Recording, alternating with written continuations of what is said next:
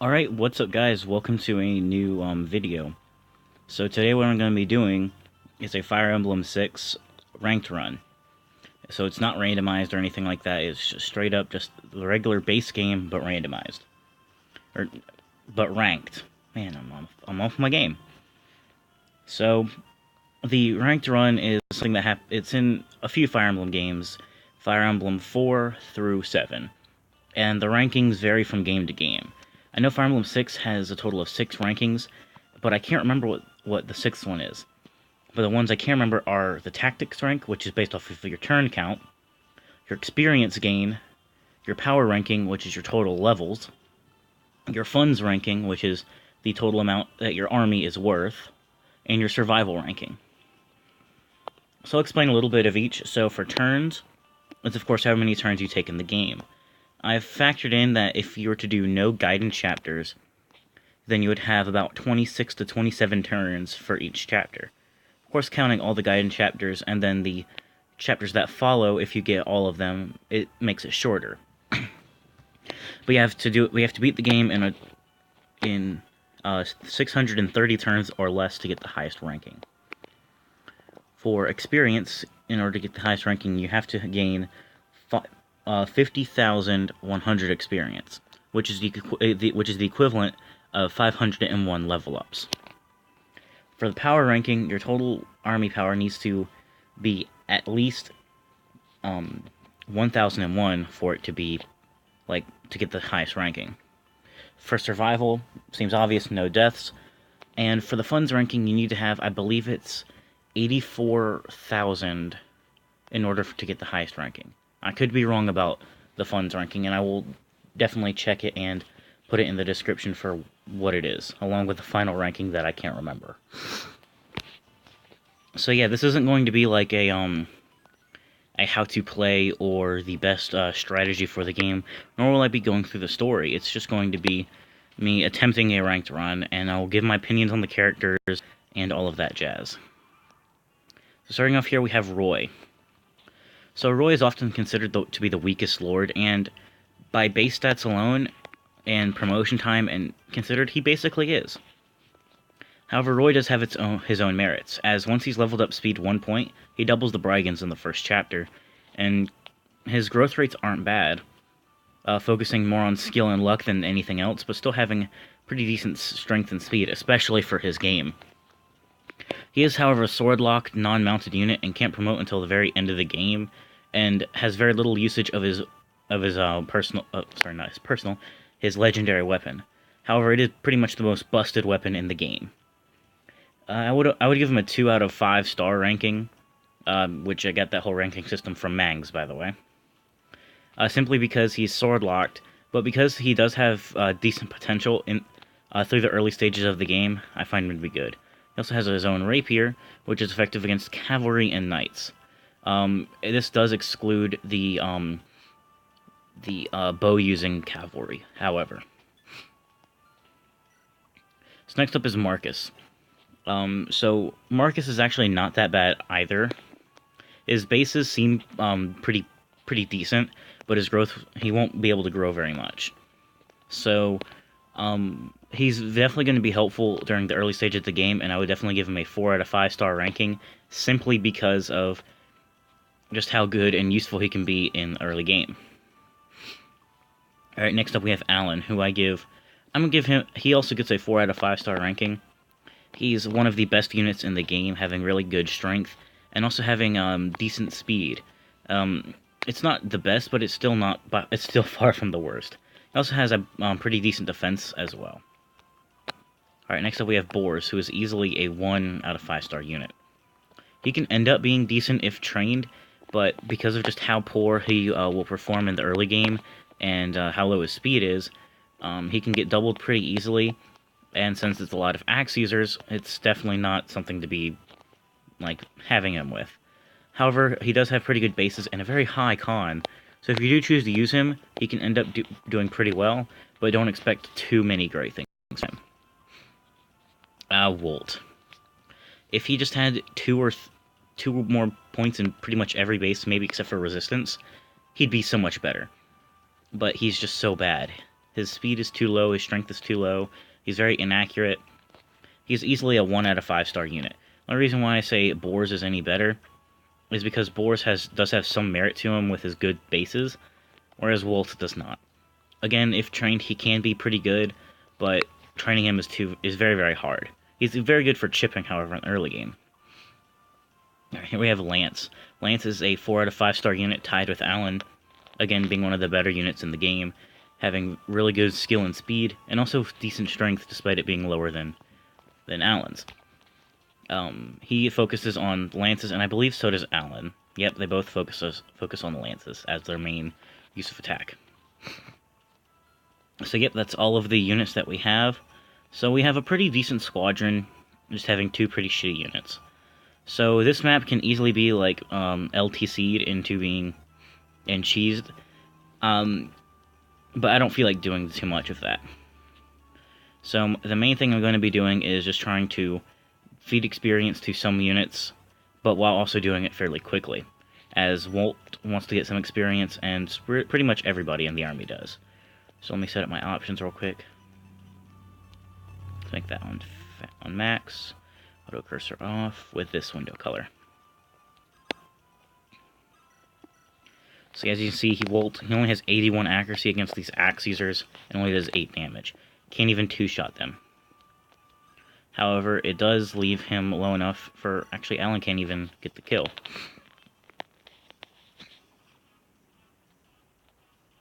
Well, damn. Also, this is, I believe, the newer patch. But who can't pick up the kill? Lance.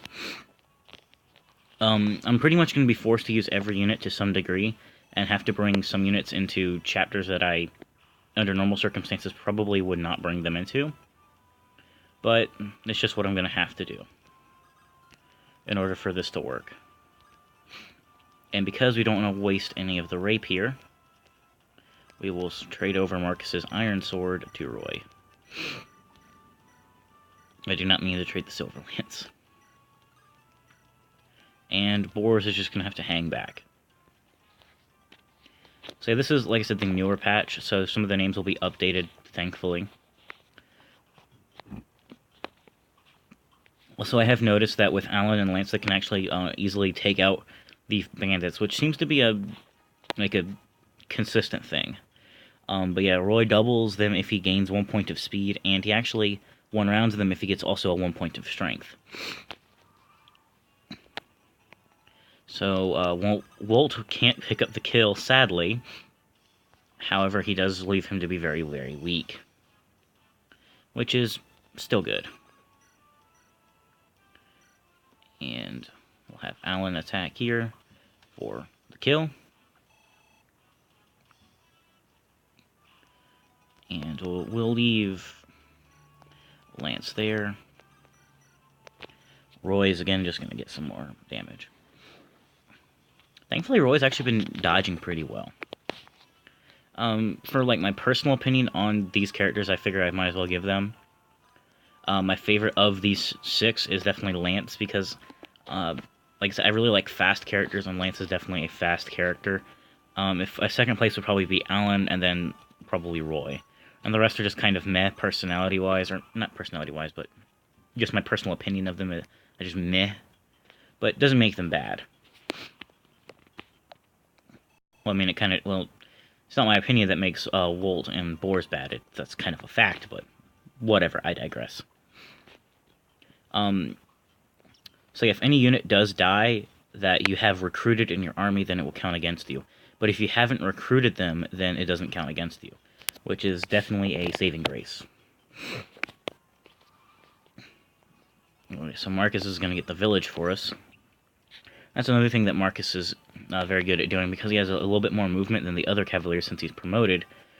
It's not a bad idea for him to go visit the village. So yeah, Lance actually doesn't double this bandit, which I think he comes with like 5 speed, so it means you have to have 9 in order to double. Alright, so this will actually allow Roy to pick up a kill, which is very, very handy.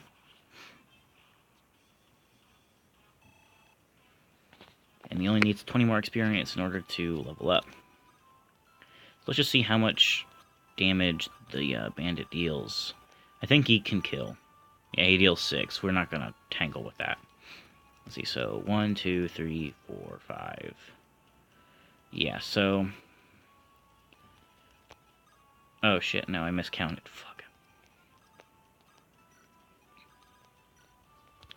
Yeah, I'm not playing this very optimally. Oh, Roy's gonna get attacked. That's not bad. Especially since Roy seems to just be a dodge tank for whatever reason. Which is actually very unusual, but I'll take it.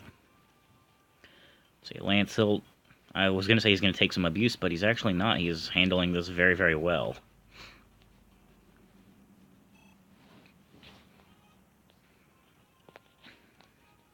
Yeah, because this is all axe users, having your sword users take them on is obviously the most optimal thing to do. As it's just a very nice way to get them some quick experience that will be handy later on. So yeah, man, Roy is dodging everything. This is highly unusual, but very, very, very, very good. Also, a little bit more on the power rank, because it is a little confusing as it's the total levels. But what about a unit such as Marcus?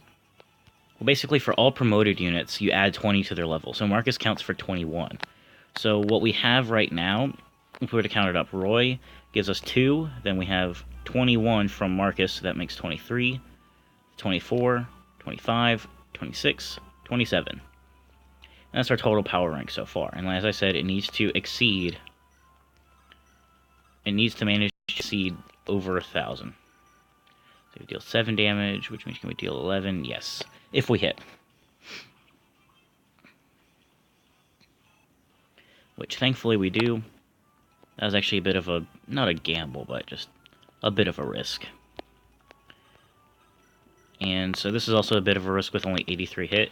But Wolt manages to land it, and that gives us some good experience for Wolt. I'm not going to use him in the long run, but there's nothing wrong with him getting experience now.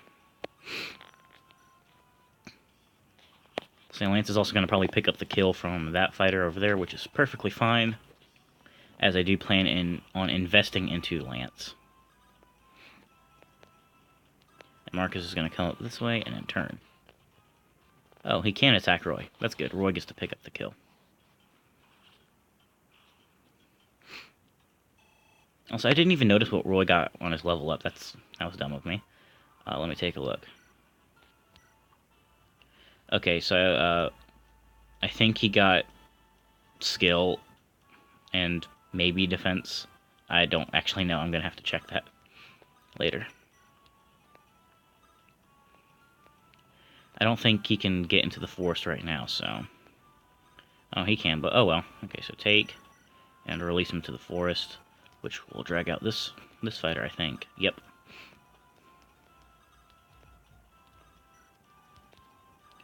And Wolt is actually pretty good for the boss fight because it allows him just to chip on him and just get some experience from that without having to worry about getting counterattacked at all. Alright, so what I think I'm going to do is have Alan pick up this kill.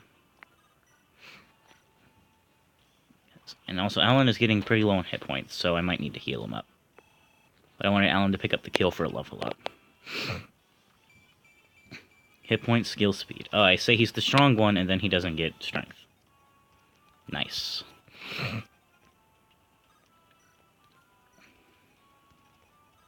Bring up Roy right here. I would rescue Wolt, but nah. Let's see, what turn are we on? Not... Yeah, we're on turn 6. Okay, yeah. I don't want to spend more than 10 turns on this map. So, and I don't think I will, so that's good. Like, these early maps are really good for just trying to get as little turns on you as you can, or as you want. So that way you can, as you get into later chapters with, like, arenas, you can spend a lot of time on there. And Lance now has really good speed. With 9. And Lance actually got hit. That was his first time getting hit this map. Yeah, if Lance had gotten 1 point of strength, then he would have been able to one-round the fighter. But it thankfully puts him at low hit points, which is very, very nice for training. So, yep, Roy can attack right here.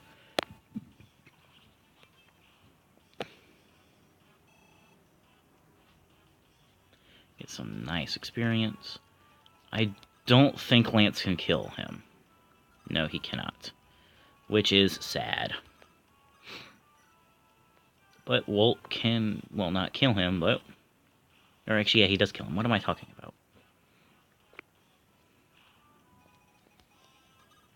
And I think I can actually kill this fighter with Marcus, which I kind of want to do solely because just to get him out of the way in case he does hit Roy. Because I think if he hits Roy, then the archer hits Roy, then Roy's dead. So it is kind of a little bit of a waste of experience. It is certainly better than having a dead Roy. Also, I'm going to need to do calculations to see if this guy will kill Alan. Alan got a point of defense, so I think he should be okay. So he has 10 attack, and yeah, so Alan is perfectly fine. Something to take note about in this game, axes are very, very bad. And that's just because of just how low their hit rate is. Marcus can actually use axes. I believe he has C rank. Oh no, he has E rank. Oh lord. Marcus only has one A rank, and that's in Lances. Oh, Roy crit. So Roy level up. Hopefully he gets something decent now. It's like hit point, speed, and luck. See, now that's a good level up. He got speed. 8 speed makes him pretty decent at doubling. Alright, so yeah, Walt only has 65 hit. Damn it. He's probably going to heal that back up. So, let's see. Lance shouldn't die. Okay, he deals 13 damage. So yeah, I'm going to just wait here. But I think he heals up that... No, he only heals up 2 hit points. Okay. I was getting a little worried there. I don't exactly know the calculations for how many hit points you heal up. But I think it's... I'm not even going to try and guess. I don't fucking know. But yeah, so... Chipping more with Walt. And I'm just not going to attack with Lance because of his low hit points. Walt level up. Hit points, strength, and skill. He's got like 40% in strength and speed and then 50% in skill. So he's not that bad, it's just that his bases are very, very low. And Fe6 is very much a bases game. Meaning that if you don't have good bases, then you're not a very good unit. And it's like that for most characters just in general. You need to have solid bases to some degree in order to be a very good unit, or to be a useful unit. So a Walt can contribute. As you see, he can deal some damage, but it just overall, he's just not all that. Alright, so Damus is actually close to death, so I'm going to rescue Lance out of there. And that was Discord, which I should have turned off notifications for. But Roy can actually pick up the kill here. I'm actually very nervous, so I'm going to do something I don't like doing. I'm going to save state. And hope Roy doesn't die. Okay, well, he didn't die from that, but hopefully he doesn't die when Damus counterattacks him. Because that would be not good. But yeah, sorry about that Discord notification. I guess I should have turned that off. That's one of my friends. He's actually been on a few of my streams. A really great friend of mine. And Roy level up. So hopefully he gets some strength. That's what he really needs. Skill, luck, defense, and resistance. That's still a great level up. And people say Roy's trash. Okay. So we took 11 turns, which is a little less than optimal, but I will take it. So I actually do have a notebook here that I'm keeping track of everything in. So we took 11 turns, which means that we have 619 turns to play with. Roy gained 301 experience points, so let me write that down. Hang on.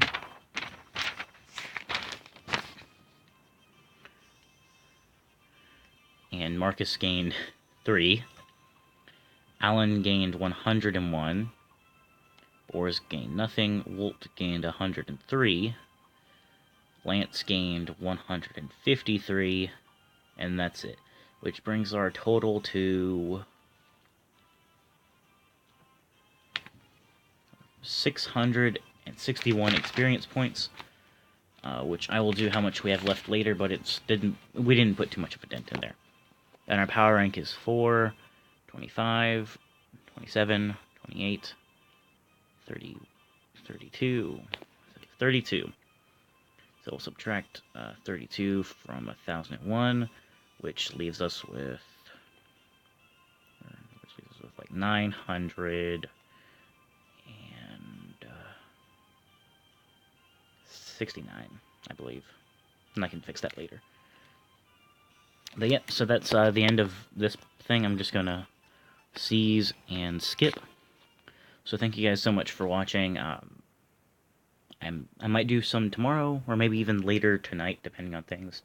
And as you saw, today is Christmas, so Merry Christmas, or Happy Holidays if you don't celebrate Christmas. Just have a good late December, I guess. So, thank you guys so much for watching. Love you guys. Bye.